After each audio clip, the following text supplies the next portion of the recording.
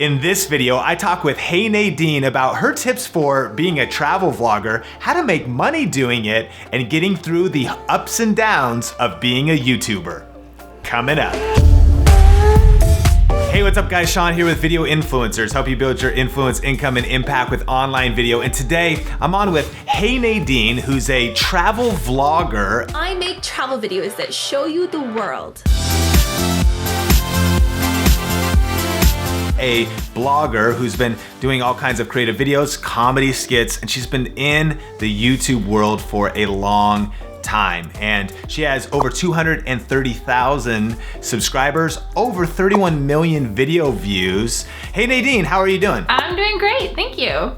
How are you doing? I'm doing fantastic. Thanks so much for taking the time to come on and add value to the influencers watching. But as we kick it off, for those who maybe haven't been introduced to your content yet, take us back to how you got into online video and travel in the first place. Well, how I got into online video, because video came before the travel. So I used to do a lot of theater when I was younger. A lot of creative acting sort of stuff. When I went to university, I had to cut that part out of my life because it was a bit too much. University plus I was playing sports and trying to have a social life. I couldn't make time for a creative outlet, my acting, just to like express myself. That's when I found YouTube. Now this was back in 2006. YouTube was very not well known. It was very small at the time, and I just saw this girl. It's actually Abby Girl. She was posting a video, just this funny video of her dancing around in a cat suit. I know it sounds weird, but that's literally what it was. And I was like, wait, who is this girl? What is she doing? And I kind of stumbled through her videos into this world of vloggers and YouTube. And I was like, hey, if she's doing that, I can do that. And so I started making YouTube videos. They started as skits because that's what I was used to. That's what I did in theater. And it was just spur of the moment things that I could come up with. And the beauty of YouTube was that I could do it in my bedroom. I could do it on my own time. And so when I was in university, it was like, oh my gosh, this is perfect, because then I had that creative outlet. So that's where I started with my online video.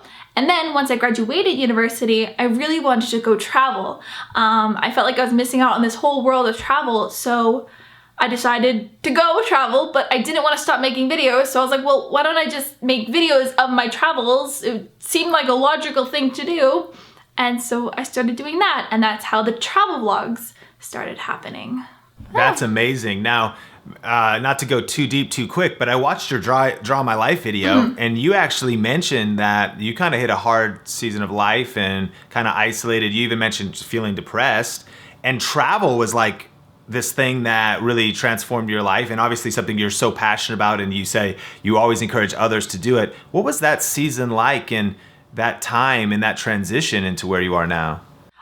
Well, it was a tough time. It was a tough time, and I feel like I can relate to a lot of university students, but through life, I call it the American dream, that we're told of the American dream. Our parents' generation kind of grew up with it.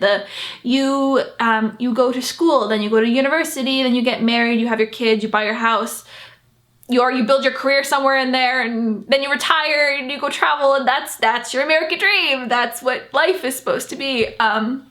So when I graduated university, it was my first period in life where I didn't have a plan. I didn't have a set schedule. Like, I was like, I knew, okay, high school, duh, everyone goes to high school. And then university, that was just logically the next step. And then suddenly I was graduating university, and I was like, so wait, what? I have to be an adult now? And that was a big challenge for me because I was kind of iffy on my career and what I actually wanted to do.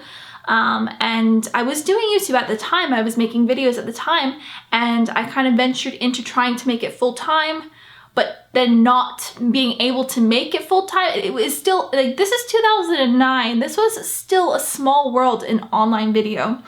It wasn't big. It's not the huge, like, everyday thing that everyone's doing. So when I tried to explain to my friends what I was doing, no one understood it. My parents didn't understand it, and I didn't have anyone else that I was surrounded by, other content creators, nothing that I could kind of work with. And so it didn't feel like a proper job. So I was contemplating and debating, did I even make the right choice in life? Like, what am I doing? Because I'm like, well, this isn't a job. Everyone kept telling me YouTube's not a job. This is not a career. What are you doing? You're just making videos. Even though I was making money at the time. It wasn't a lot of money, but I was making enough money to kind of just pay my bills and stuff. And so that's just like, well, you're already confused enough just going to university. Then you throw that on top of like, oh, okay, maybe I should get a real job, but I don't really want to do the real job, and I don't think this is right for me.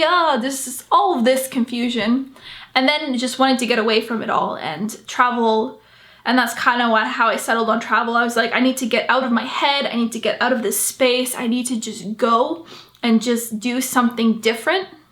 And travel, like I said before, is something I really wanted to do. So I saved up and I booked a one-way ticket and off to New Zealand I went. And it was such a great decision. And I really took that time following afterwards to really discover myself. And it was a big, big learning curve. But that's kind of, what happened. That's amazing. That's really amazing and really inspiring. And it's cool to see what that decision has led to and the effects in your life. Now, one question is, I mean, you mentioned, so you started YouTube in 2006, and you're right, people weren't even thinking about online video, and now it's 2016, 10 years later. Yeah, man. What are some of the transitions that you've noticed, the difference between then and now? And what are some of your wisdom? And you're really a veteran when it comes to YouTube. Things have definitely changed. Some people say it's harder now, but what kind of wisdom do you have for people who maybe are getting into it now and how things have shifted? Well, we'll start with how things have shifted, and then I'll give you some of my wisdom of what you can do if you're thinking of getting in right now. This is hands down one of the biggest things is it's huge now. I mean, when I first joined YouTube, put it like this, the #1 most subscribed channel had 35,000 subscribers. The #1 most subscribed. Yeah, I know, right? Now 35,000 subscribers is nothing. It's nothing. So that was big. If you had over 1,000 subscribers, between 1,000 and 5,000 subscribers, you were in the top 100 most subscribed channels on YouTube when I joined. I mean, it was small, so it was a lot more intimate. It was a lot more private almost. You had to be a lot more careful back then of what you share, how much you shared, what your real name was. That's why a lot of people from back then used aliases. It was never your full name. It was all aliases. They were all usernames, nicknames, because it's the internet world. It was before any social media. Think about that. Before Facebook. I mean, I think MySpace was around, but it was before Facebook or Twitter or Snapchat or blah, blah, blah, Instagram. Literally all that stuff that we have now, that it's so personal. So you had to be careful because stalking was a major issue. People hacking into your stuff was a major issue if you let too much information out. Now, surprisingly, the more public we are with our information, the safer it's actually become in the online world. It's kind of a weird counterintuitive thing that's happened. So that's a big thing that's happened. Obviously it's bigger, it's huge now.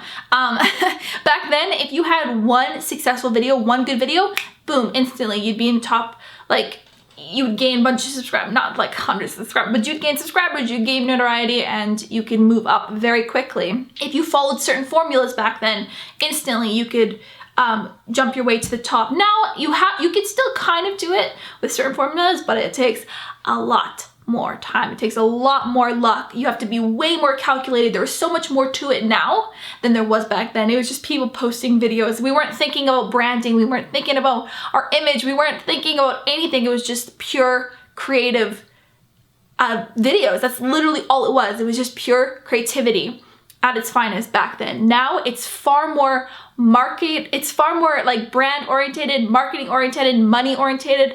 It's a business, which is it is a good thing. It's exciting because it allows people to have careers like myself in this industry. But now for you people going into it, you have to think of it more as a business along with the creative. The creative is really important, but I think that's the biggest thing too, is you going into it, it's not so much of a creative outlet like it was when I joined. It's more of a business. Very interesting. And you already mentioned a couple tips, but specifically, if someone was starting today, what tips, caution, advice would you give them for getting in today? I would, if someone was getting into YouTube and making videos today, I would say, one, find a passion. Like find something that you are gonna love.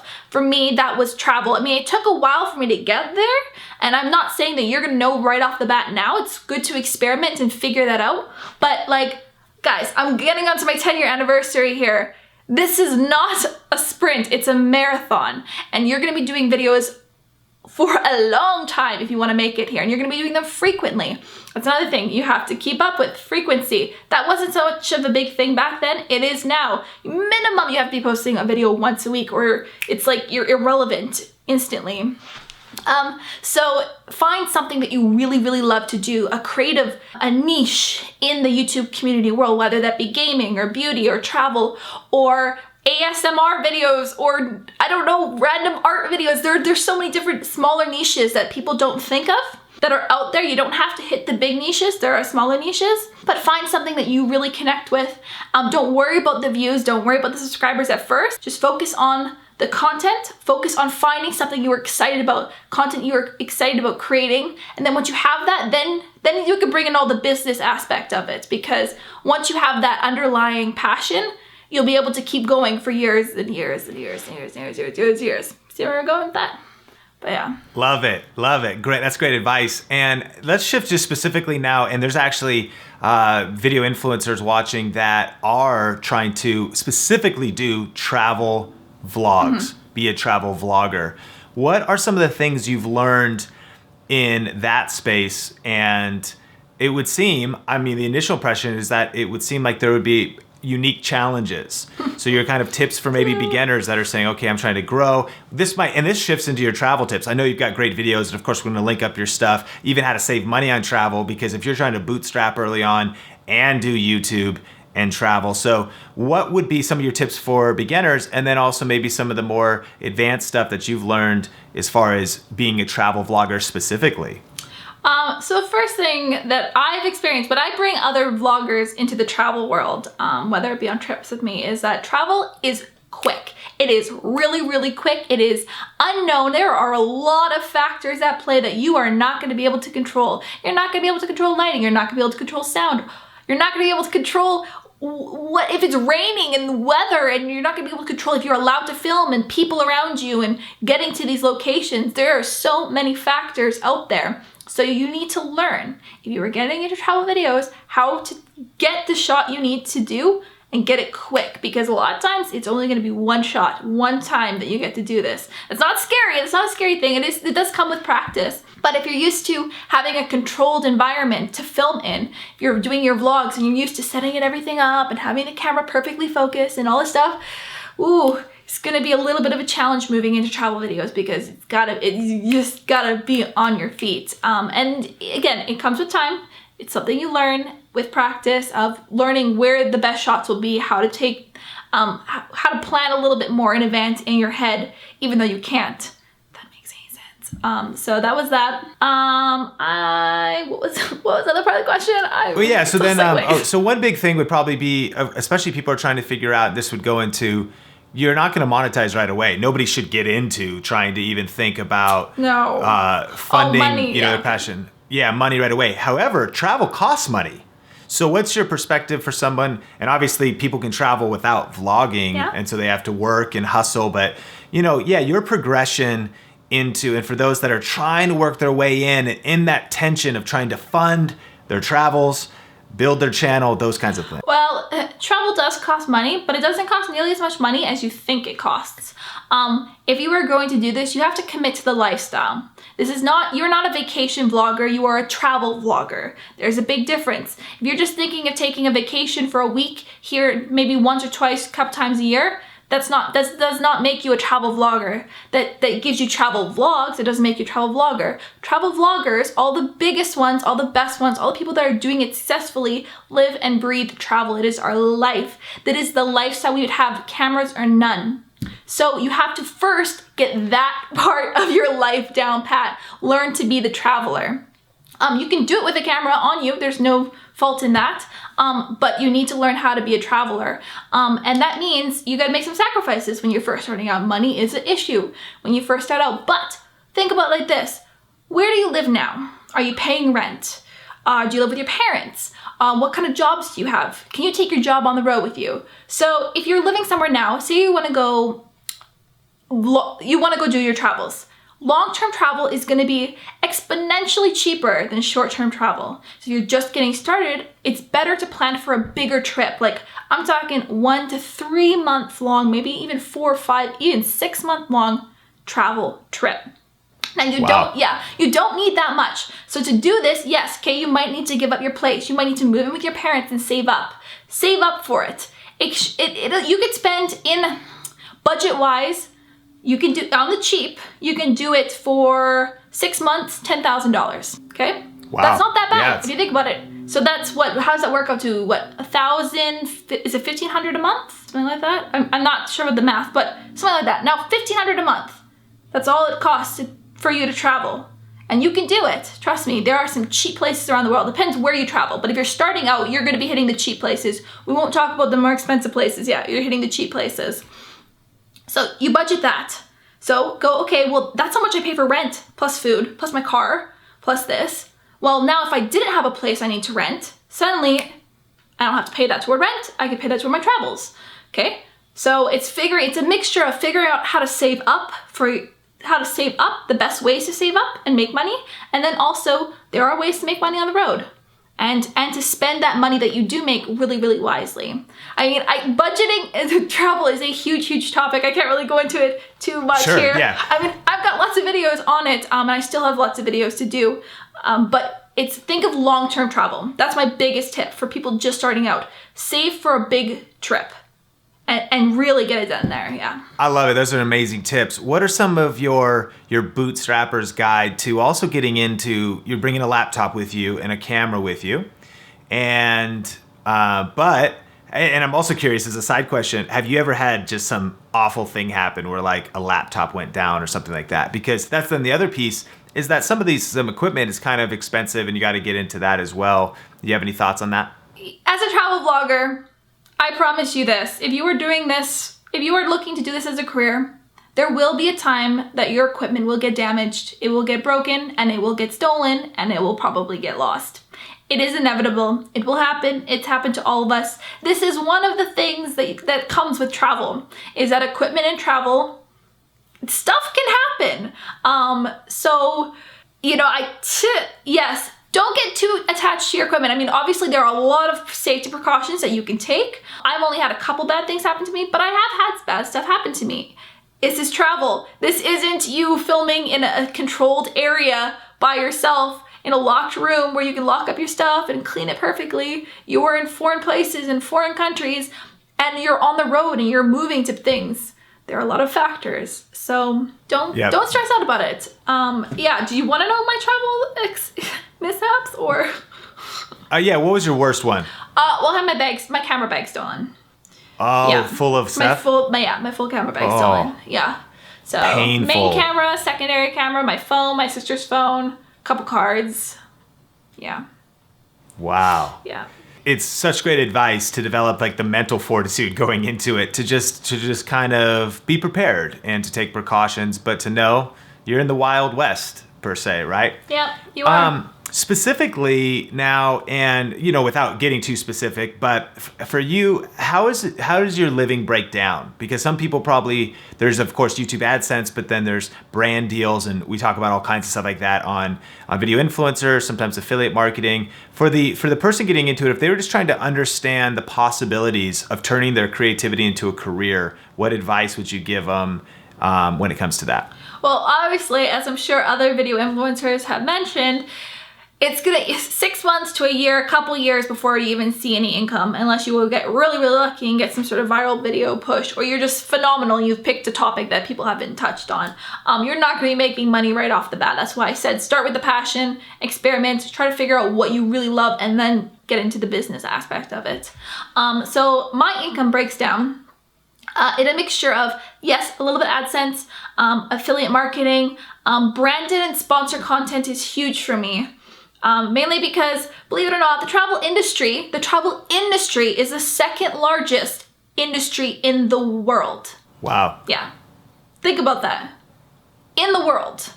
Because hotels, airlines, every single country has a tourism board. every single country. There are so many countries around the world that solely rely on tourism as their biggest income generator. Their GDP, I think that's what they call it, your gross domestic product.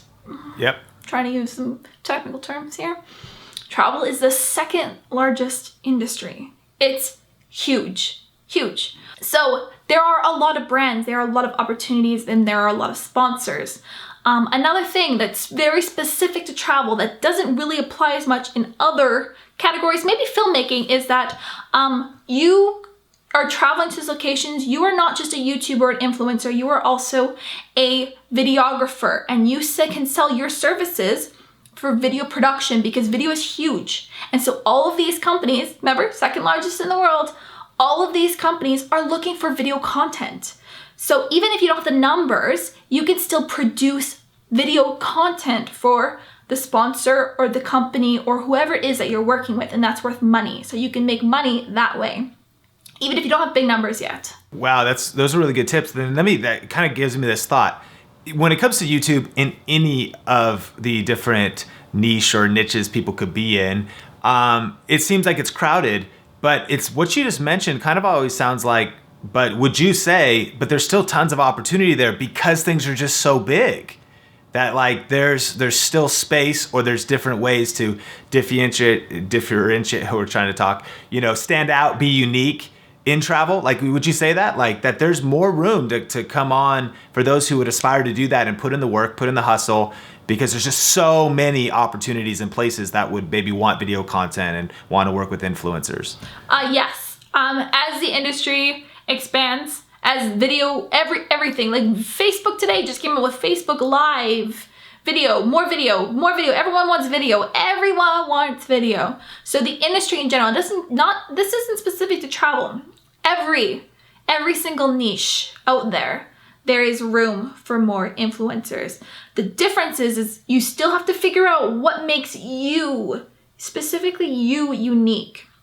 What little tidbit, what little quirk, what is it that makes you specifically unique in that influence, or what makes your content different? Because if you're just gonna go and copy other people's content in the same in the genre or niche that you pick, I mean, you probably could get away with some stuff, but that's not really a way that's gonna propel you to be the top. That's gonna really, really expand you beyond just, another creator. But yes, anyways, tangents. There are opportunities because everyone wants video. So a lot of more marketing budgets are going toward video.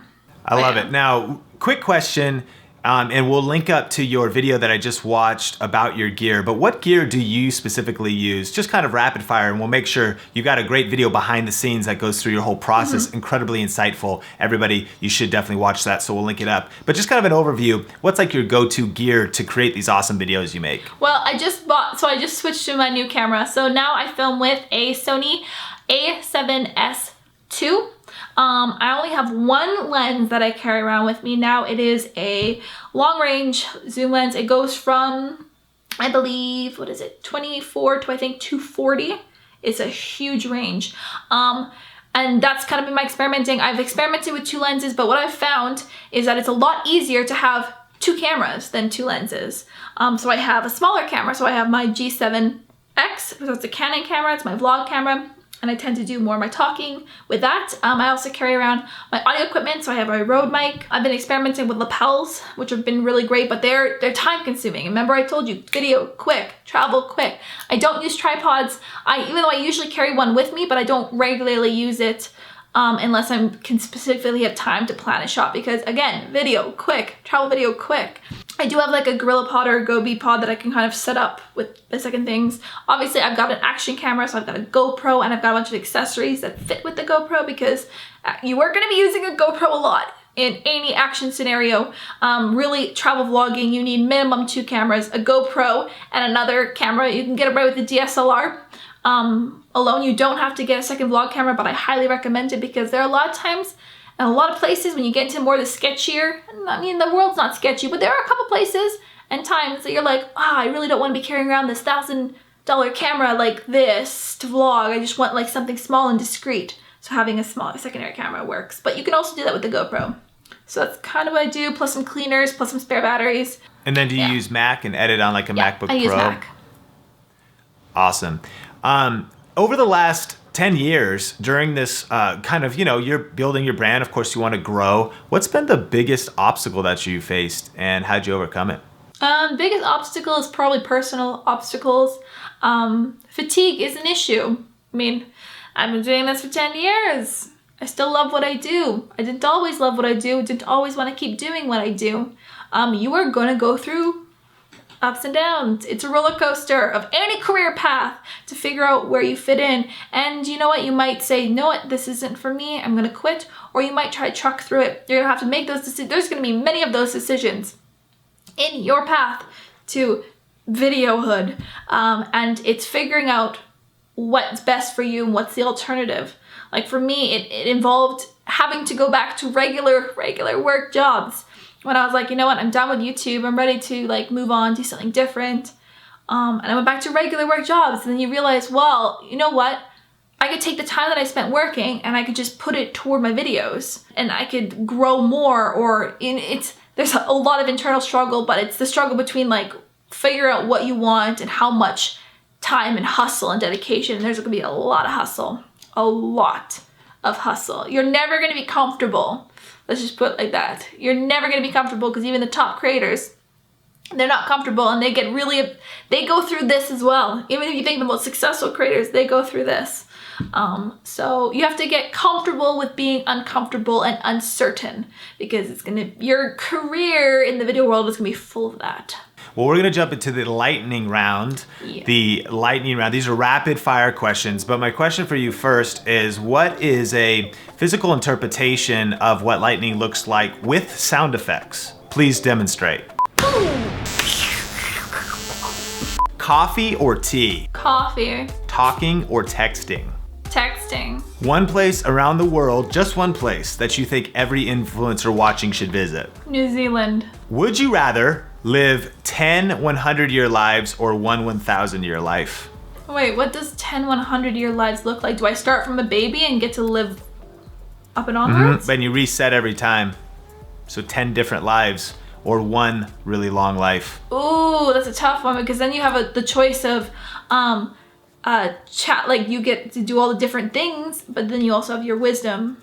You know what? I actually think I would do the 1,000 year because as I'm getting older, I realize that wisdom is very, very valuable and I like knowing things. So I don't think starting from scratch would be something I necessarily want to do. Wise answer. Person you trust most with a secret?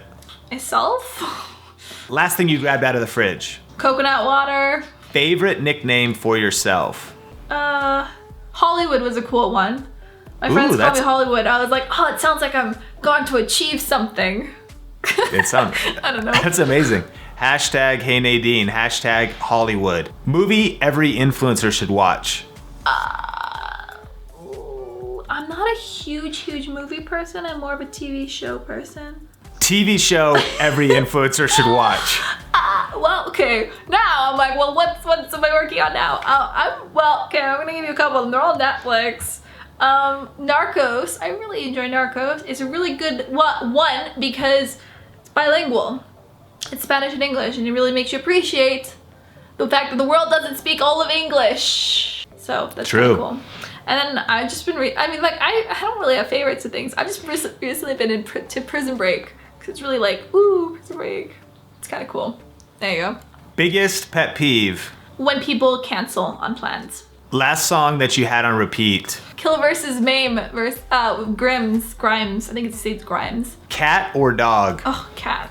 100% cat. What kind? Oh, any kind. Just all the cats. If you could have one thing in a zombie apocalypse, one item, what would it be? A flamethrower.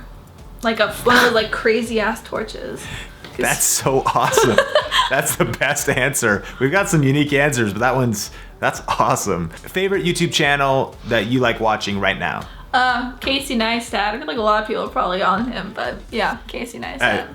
That's like the only answer to that question lately, it seems. Yeah, from I know, everybody. because he's just killing the game. He's killing the game right now. Book you think every influencer should read?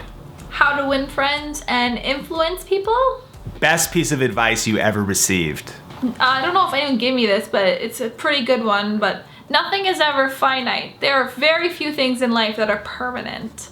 So, you know, like, make a decision, because so many people are indecisive, thinking like this is the be all end all. And there are many times that I know in my career that I've thought, oh, this was it, this was the opportunity, and I've let it down and I've passed it away, and now everything else is blah.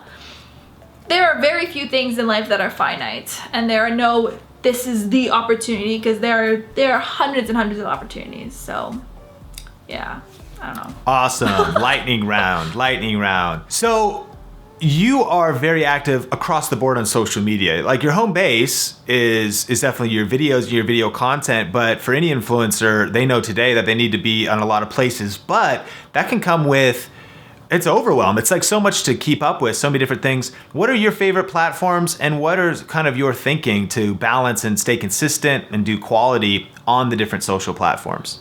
You can't do them all. Don't try. I mean, don't try, but like, don't feel bad that you can't do it all, because you really can't do it all, and you can't do it all good. My advice is to pick a couple that you really enjoy and just kind of work on those the most. Work on trying to create your fan base for that and develop content around that. And then once you feel more comfortable in those platforms, you can kind of venture and add more into your portfolio. That's really great advice. And then for you, so what are your top platforms in order, and why? Well, not including YouTube, correct? Correct. Okay, well, top platform, Instagram. I mean, it works really well with travel. Then I would say is actually Snapchat. I rather enjoy Snapchat right now. It's very engaging, and it's just really raw and personal. Then it'd be Twitter and Facebook and all the rest. Those are kind of the main ones that I keep up with. Okay, so for people that want to check out what you're doing, what kind of projects do you have coming up, and what are the best platforms to check you out? Of course, we'll link them all up, but where would you direct people? Well, obviously my YouTube channel. Subscribe, HeyNadine. I have a really awesome another travel video coming out. Plus, because I'm home for the next couple weeks, there's gonna be a lot of advice content, more tips and stuff like that coming into play. And so that's really helpful if you were thinking of getting into travel. So those will be kind of going there, and then some comedy videos. So definitely check out my YouTube channel and my blog, HeyNadine, because I do other content that's not on my YouTube. I do have some big projects in the work, but they're not quite ready yet, but they're gonna be really awesome once they are released. But yeah, I can't quite say. But if you follow me on those social networks, you'll see. Well, I just want to thank you so much, for taking your time, and just for the life that you're living. You're a huge inspiration to so many people. Your quality of your content is just incredible. Your creativity shines through. And so I just really want to affirm and thank you for shining. Keep shining. I will. Don't worry. I will. The world is not finished yet, so Nadine has lots more to explore. But yeah, thank you. Yes. And please share maybe a final thought of just encouragement or whatever you'd want to say to influencers watching. Okay, it's gonna be this. This is what the video influence, this is what being a video creator is all about. There's gonna be ups, there's gonna be downs. It's figuring out how to deal with the downs and enjoying the ups, because this is what life is gonna be like, and it's a good thing. It's a good thing. You're gonna come with challenges, and it's a good thing. And say yes. The biggest thing is people say no too often to things, especially with travel. You get scared, you get in your head, but you have to learn to say yes to things. I mean, obviously, exercise a tiny bit of caution, but say yes. Hey Nadine, thank you so much. No problem. Thanks for having me. Okay. Ooh, lightning. I don't know. Okay. That was powerful. I've been struck by lightning, so, well, in a building that was struck by lightning.